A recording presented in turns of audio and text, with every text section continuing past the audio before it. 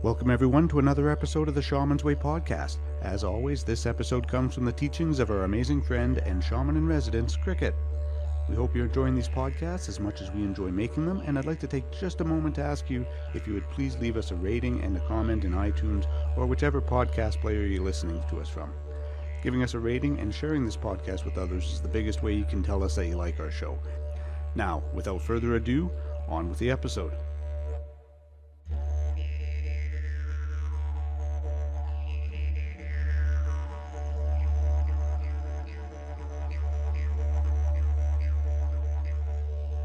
So it's summer, so we may as well say howdy-ho to my constant listeners, and thank you for always tuning in and sharing with me smiley faces, gratitude, just general love. I groove on your energy. To the semi-constant listener, you who dip in and out, I wonder where you dip in and out from, and I wonder what sparks your interest and what catches your eye, what makes you listen and what makes you not. And to my brand new listener, hail and welcome to you. This is my podcast, my thoughts, my ideas on what shamanism could be, would be, is, and has become my practice. So welcome everybody. Today we are talking about the secrets of West. Do you sense a theme right now? I think you do. So we are in the place of water. I know we're in the south and that we're moving west. In the podcast journey together, we have been journeying through west and through water. I had to walk a long time on the medicine wheel before I was ready to merge with west. Water is the element of west.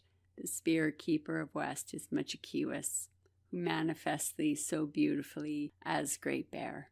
On the wheel, the time of Machikiwis is the evening to midnight, autumn, our adult years to elder time. Theoretically, it's the time for slowing down.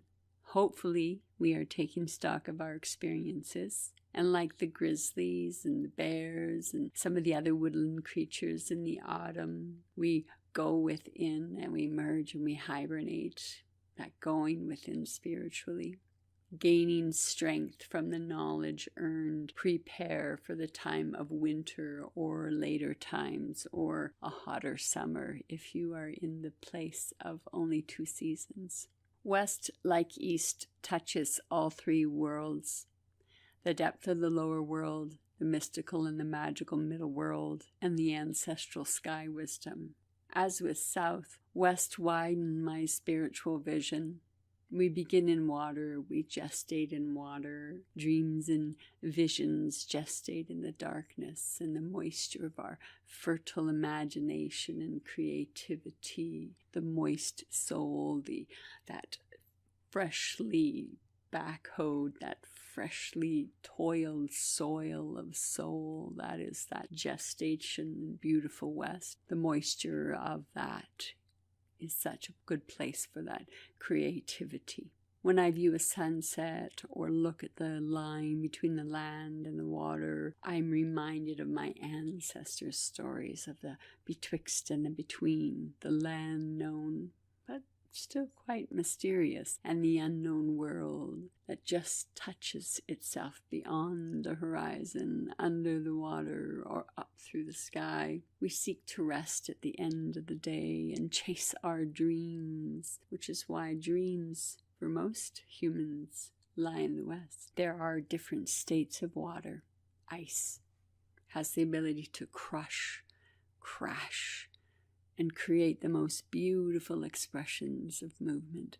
To me, I see ice crystals on my windshield, especially on the coldest and the driest of nights, as the cold chasing the last breaths of warmth of the day that it had to give, capturing chaos. This one human, me, is instantly drawn in by the beauty of capturing chaos. Ice has the ability to shape itself into whatever form you give it, showing us that even in stability there is flexibility. Even within that state of solidness, there is still that expression. Now that collects on the top of the grasses and the leaves, and It has the ability to effortlessly evaporate it. It is that night kiss, that moisture kiss that reminds the world that even at night, things still have the ability to impact, collect, and create. Fog, the ability of water to hide or to blur. I love fog. I love foggy days. I think it's just great. One of my favorite times driving was I could see that rolls of mist were coming out from underneath my tires. It was a very transcendental experience. But fog has the ability to obscure, to obfuscate, to hide away from, to slip into the fog. So the consciousness, how does consciousness relate to dew? How does our consciousness relate to the water? How does it relate to fog? If we have that ability to hide, to blur the edges, we are the weighted saturation of water and air as mist. That mist when everything just clings to you.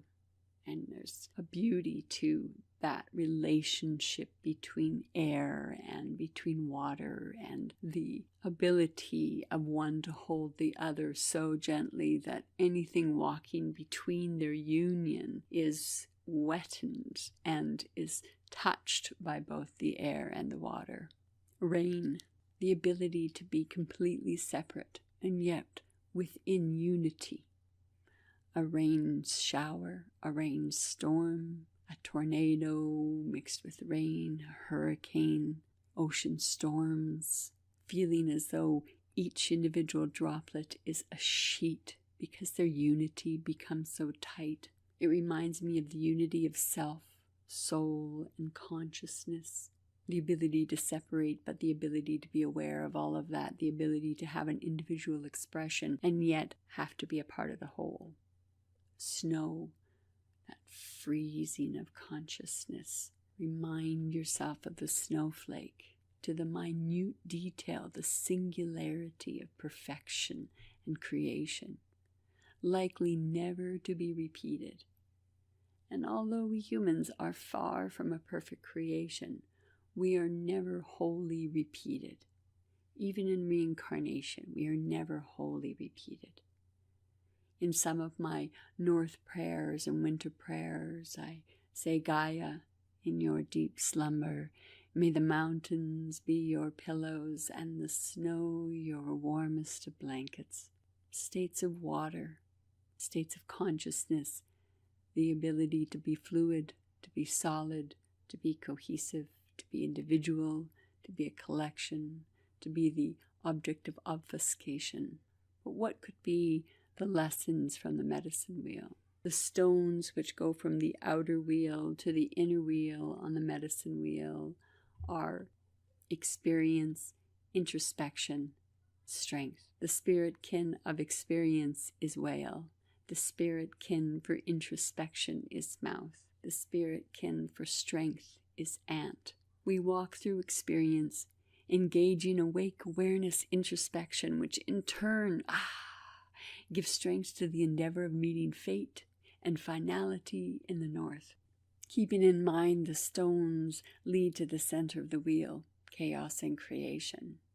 The whale is a spirit I have worked with in the West. It has been a gracious teacher, a wayfinder, a pathfinder, and a healer for me. Whale has been with me through many different experiences. There are reasons why whales have been the bringers of creation, the deepest divers, and some of the longest distance swimmers. Deep listening, acute hearing, the willingness to listen to the deep stillness of water, the willingness to swim above the storms, and the willingness to stay deep beneath the storms. Staying beneath requiring patience, going above requiring courage, each requiring strong instincts, family, relationship, love, and communication, from the tiny brooks into the tiny streams, and the streams flow into the rivers, and the rivers to the oceans, and the oceans be my emotions, such as West. Now Mouse is a very special creature. and it is one tenacious little motherfucker. There are over 1,100, I had to look this up, don't get me wrong, I didn't have this off the top of my head, species of mice and rats. Everywhere, except of course Antarctica, because why? Every continent, as you can imagine, as it is its own unique place, would have its own unique expression to the spirit kin, to introspection. Now, when I first read this in Sun Bear's teachings, I was all like, what? Because for me, mouse rests so very quietly and so very cooperatively in the south with coyote. But here I had to look at mouse in a different way. I had to look at the teachings. This is one of the benefits, I think, of having others provide you with their own visions, their own perceptions, and their own insights. If I hadn't had his encouragement to look at mouse as a relationship to introspection on the west of the medicine wheel, I wouldn't have ever been able to see how its own uniqueness of the spirit kin to introspection. They are tenacious, and they teased me to look deeper. Now, living on the prairie, we have mice everywhere. I don't have a lot of experiences with rat living in the province that I do live in. I have lived in another province that had lots of rats, so I'm familiar with them, but I'm not quite as familiar with them as I am to mice. One of the things that I think really, if I think about introspection and I refer to it to the mouse, I think they are rarely deterred, constantly finding solutions instead of being stuck in the problems. Forward moving. I love that they navigate creativity. They're very creative. How to get in here, how to wind through there, how to get up that wall, how to get into this space. They have pertinacious defiance through, around, and under any obstacle. If that isn't introspection, I don't really know what introspection is. And if it hadn't been for Sun Bear, I wouldn't have gone, oh, I get it now. I get what that is talking about from my perspective. I could be totally wrong to what Sun Bear was teaching, but this is how I came to modify my understanding of mouse and expand my vision of mouse. Going from south to west, I guess it kind of makes sense that one lesson would lead into another lesson. We do take that as a medicine wheel lesson. We can see that progression and movement. Now, ants for strength. On the surface, it's an obvious, hello. I don't know any prairie kid that didn't learn in their biology class that the ant can lift 10 times its body weight. So we all know about ant for strength. To look deeper, not only into the strength of the solitary ant, but the strength of the colony of ants. I've been in jungle places where I've watched ants completely come in and devour something that had just died. Within sometimes minutes, they leave the area and it is completely spotless. There is not one crumb of that creature left. Everything is disturbed, obviously, and it's silent. It's fascinating. Now, ants live in almost all three worlds. They dig their tunnels deep into whatever form Earth presents herself.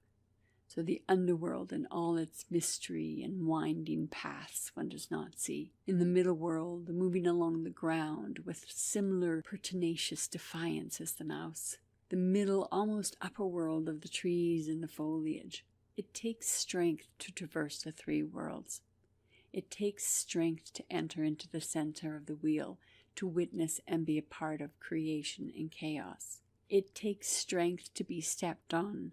It also reminds us how we are perpetually moving even closer to north. On the matters of life and death and traversing a waterway, the conscious self, leaving one side of the shore and awakening the deep self on the shores of the land of the dead. Now, Tuanan Tuti, some of you are familiar with, for she is my fairy woman, the Finnish fairy woman, who carries the dead over the river of Tuonela. And she has ferried the people only she believes to be dead. Now, Vainamoinen, now you, my constant listener, have heard some of my adventures with he who believes he was the first shaman among my people.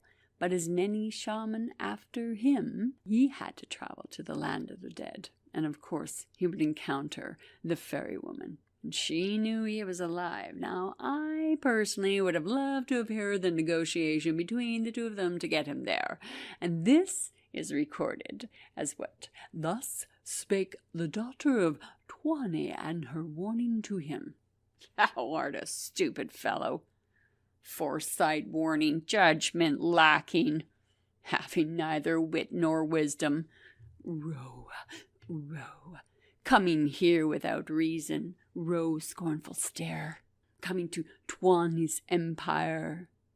Better far thou shouldst journey to thy distant home and kindred. In other words, in English terms, get the fuck home. Man, they that visit Mana, the lower world or the underworld, few return from Manana's kingdom. That's the warning that she gave Wainamoinen. Now, Wainamoinen, of course, he survived, but it wasn't without a great deal of personal loss and some smartassery along the way, which is why you can see that I absolutely identify with Wainamoinen and his mysteries. West, the alchemy of the unconscious to the conscious and the conscious to the unconscious. It's forever on that wheel. We all know we can't keep everything in our conscious mind. It slowly floats into that, just beyond my conscious reach, that tick of the tongue, deeply settling into the unconscious. But we know the wheel is forever moving, reminding us past is prologue. Where are we going? Where have we come from? What have we learned? And what have we dropped along the way? Think about that as you move your hand in a circle. Where are we going? Where have we come from? What have we learned? And what have we dropped along the way? West is that place of extraction. In my healing room, I have a spiritual moat. It's on the west side, obviously, right? What I remove from the body, if I'm on the moat side of the table, goes into the spirits of the hands of those who dwell in the moat. Now, those are beings that are quite interesting, and they take their long fingers and they clean everything right off my hands, and I can feel their claw-like bones just removing every morsel of whatever I have pulled out of the human body, and away it goes. This is the place of wound alchemy. What is removed is received and reconstituted. Now, West is the deep mystery, is the place of magic and the in-between places, that surface of the water, that place between consciousness, and as you go beneath the water, you are slipping into that unconscious place. This is a place where along the water tops you see the bugs that dance and fly along the water tops, and the fish who skim along the water tops, that place of the betwixt and the between. How can something of this element survive in something of this element? How do we move between the betwixt and the between? The paradox of water. You were brought to life by water, in that gestation water and the amniotic fluid, and yet a deadly place, a watery grave. Historical symbolic representations of water, such as the alchemical magical symbol of the inverted triangle. And that symbolizes the downward gravitational flow of water. In the tarot, it is the cup and the chalice, the symbol of the water triangle, parallel to the downward pointing triangle representing the vulva. The feminine elements of intuition, gestation, psychic ability, the subconscious, respectively. The cup also stands as a symbol of the goddess, the womb, and the female generative organs. There's lots of symbols in the intellect for what the water could symbolize, and there is the alchemy of it. And Maria Gimbutas is an anthropologist and wrote very heavily and really brought to light much of the goddess work as a pioneer in this study. She ascribed the chevron and the M were symbols that related to the water, and they related to fertility. They were often on water vessels. From hers, these are from 40,000 BC. The representation or the symbol of water had been used by humanity for millennia, obviously. The relationship that we have to water, the relationship historically that we have many times. We talk about West as being that archetypal place, the place of deep wisdom, the place of the archetype of the mother in the representation of Yamaya or any of the other number of goddesses, mothers who represent the ocean waters. We recognize that the symbolism and the sacredness of water has long been, if not one of the very first relationships we honored. Without water, we obviously cannot survive. We would have been grateful for water. Once we recognized as souls that we were separate from, we then began to create, slowly, quickly, however we created, representations of our gratitude or necessity or prayer to, inviting relationship with, inviting favor from, inviting promises to exude to. So water has had that call to us. It is the fundamental. Many of our ancestors lived near water, whether it was in the oceans or whether they were by lakes, streams, rivers, and waterfowl became a very constant form of nutrition and food for them. There's that relationship between also the goddess and the waterfowl, or the first woman, the woman being half woman and half bird. And we've seen that in some of the historical representations for West, representations for water. Now, I know I've done quite a bit of work on water, but I want to bring home to us that deep relationship we have within our soul, the deep relationship and honoring we have. When I get out of the shower and the water drips down, my prayer is always, Holy Sacred Water, thank you for washing me clean. Thank you for blessing me with this day. And I raise it to my lips. I drink some in. I raise some and I throw it. I put it over top of my right shoulder. I take it, put it over top of my left shoulder, and I take it over top of my head. That is my prayer to water. West is the place of the soul. I have recorded Seal Sin, Soul Skin, and will provide a link to it on Shaman's Way in case you would like a deeper dive, pun intended, into that story. I want to touch again using the lens of the healer. Soul Skin, the Selkie, heals by returning to her skin, her women, her sisters, her friends, her instinct. She's empowered and possessed by her own medicine. The question West asks, can we also heal ourselves by returning to our inner lives? We ask again, can we belong to ourselves? Can we give ourselves radicals? Can we give ourselves radical self-care and self-inquiry? This is not the first time we have discussed instinct. I devoted a podcast to the very real wound of the instinct injured. Healing our instincts and our inner life incorporates enclosure, metamorphosis, and reemergence. West has helped me to explore how to heal my over-identification with the healer archetype as a step towards healing myself, moving towards the soul's freedom. Healing comes from community, returning to be complete. Both sealskin and the necklace remind us returning to other women as essential for the evolution of a woman's life, personally and at a greater societal and global level. West is the place of mystery, where we're also known to be shapeshifters, accessing our medicine gifts, taking on the form of another, an ancestor, animal, or element.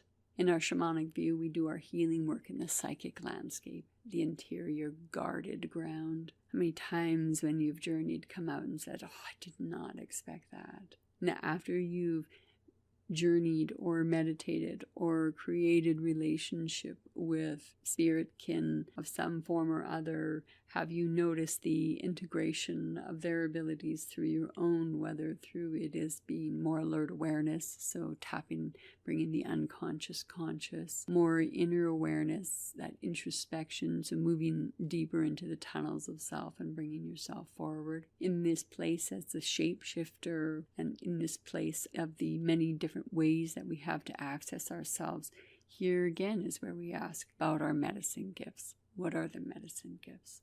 In this place of mystery, in the place of the ancestor, in the place of the interior guarded ground, This is that rich place. It's also very deep, that watery grave. Why is it called a watery grave?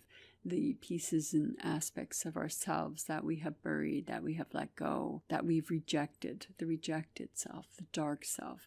This is the place where we move from being blinded by the sun, and we move from the light into darkness, into the west. So we are being asked to perceive through the shadows of twilight. We are moving from that place of light into the shadowy place, into that illuminated place. This is where we are shifting the perceptions of self. And as we move from one state of awakeness to another state of the twilight, we can recognize the depth of the soul. We can recognize each time we spin the wheel and we take a turn to look inside. What do we see? What has changed? What has not changed? The journey place, the relationship to spirit. The relationship to spirit aids us in guiding us deeper into the mysteries not only of life, but also the afterlife. Not only of the afterlife, but the before life. And not only of the before life, but the afterbirth. We have the possibility within the psychic landscape, that place, that juicy place of the unconscious in the West, to dig very deeply, not only into our own wounds, but deeply into social consciousness, deeply into world wounds. Explore them. Explore them for your own benefit. Explore them for your own understanding. Explore them for your own perception. As we have in the East, illumination, we have in the West, introspection. We have that journey from West into Northwest, where we are closer even still to that place of death and that place of life after life.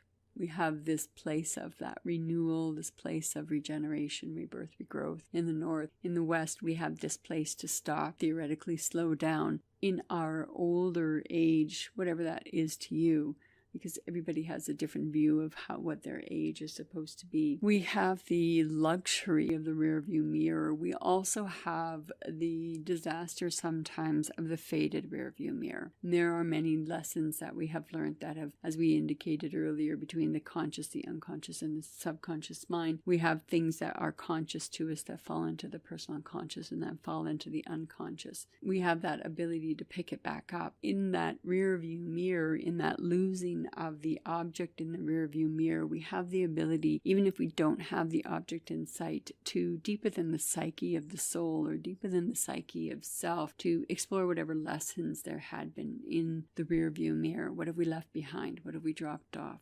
Where are we? Where are we going? Who have we been? What have we left behind? The wheel spins.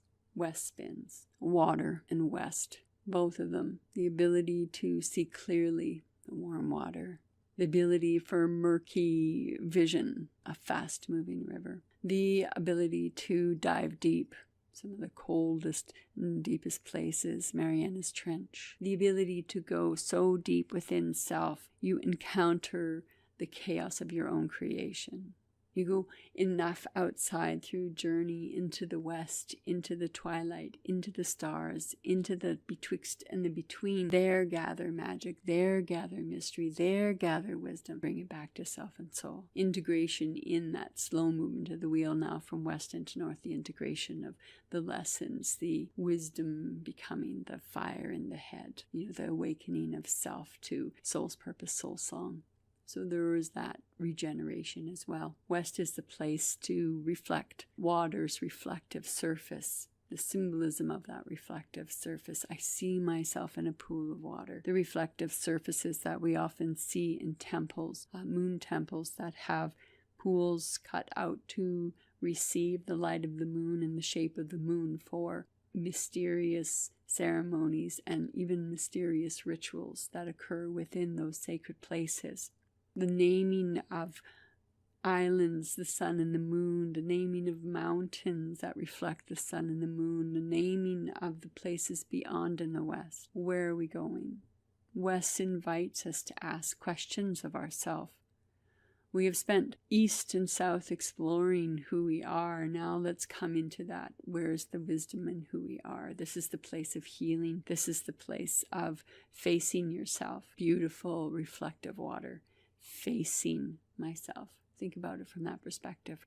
What do I see as West allows me to dive deep into its waters? What do I see in my journeys when I encounter the mystical creatures of West, like the elves, like the fae? How do I respond when I work in the waters, encounter the spirits that dwell on the surface of the water, in the middle of the water, and have never been mammals and have never been human in any form? It has widened my vision of the view of spirituality. It has widened my vision of the possibility of the face of spirituality. It has widened my vision into the possibility of expression. West is a deep, patient, quiet, stormy, gestational, deadly, illuminated, obfuscated place. It requires hours and hours of exploration to understand West. It took me years to understand some of the deeper implications of the psyche of my own self, bringing healing to my own self, bringing magic and mystery into my own self when my young self rejected the graciousness of West, rejected magical creatures, rejected the wounds, the alchemy of water to change the solidity and the shape and the effect of the wound. Water waited patiently for me to get there, waited patiently for me to accept the lessons that I had hid from myself and the lessons that Spirit had planted for me to find, or left floating in the water, or presented by the whale, or presented by the dolphin, or presented by the otter, or presented by the seal, or. It is a deep friendship that I hold with West. It is with gratitude that I feel beloved by West. It is in not joy, not thrill, but in quiet, willful acceptance. And I can still rail against the night. I can still be a storm. I can still be the west wind.